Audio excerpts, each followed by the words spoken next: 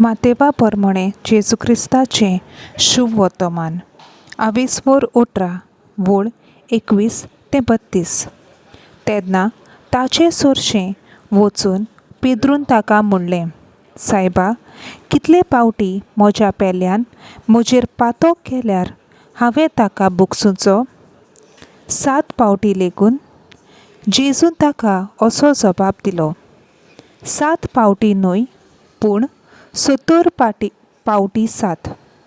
त्या पावसांत सर्गीचें राज कसलें तें तुमकां सांगता. कोण एकलो राजा आपल्या चाकराचो हिशोब घेवंक सोदतालो. हिशोब घेवंक सुरू करतूच 10,000 तालंटाचें वरिश्ठ रीण आसलोल्या एका चाकराक राजा मुखार हाडलो.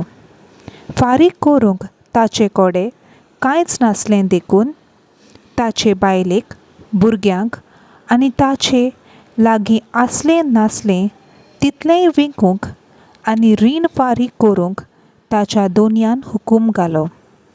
तेन्ना ताच्या पांयां पडून चाकरां कडेन अशें मागलें, तोकूच काडून मातसो राव, सगळें तुजें हांव फारीक करतां.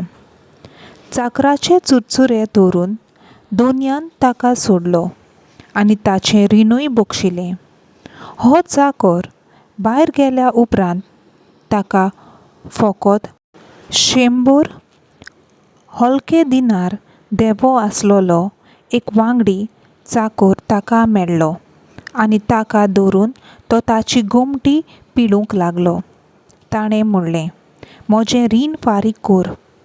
पूण ताचो वांगडी ताच्या पांयां पडून ताचे कडेन अशें मागूंक लागलो, तोकूच काडून मातसो राव, सगळें तुजें हांव फारीक करतां.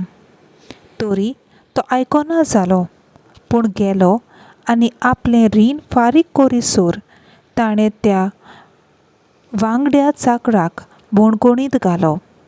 हें घडलोलें पळोवन ताचे हेर वांगडी चाकर भोव दुखवले आनी वचून घडलोलें तितलेंय तांणी आपल्या दोनयांक कळीत केलें.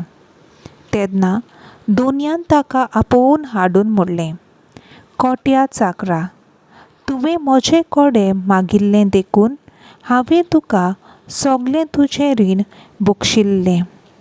देवाचें उतर हें. देवाचो व्हड उपकार.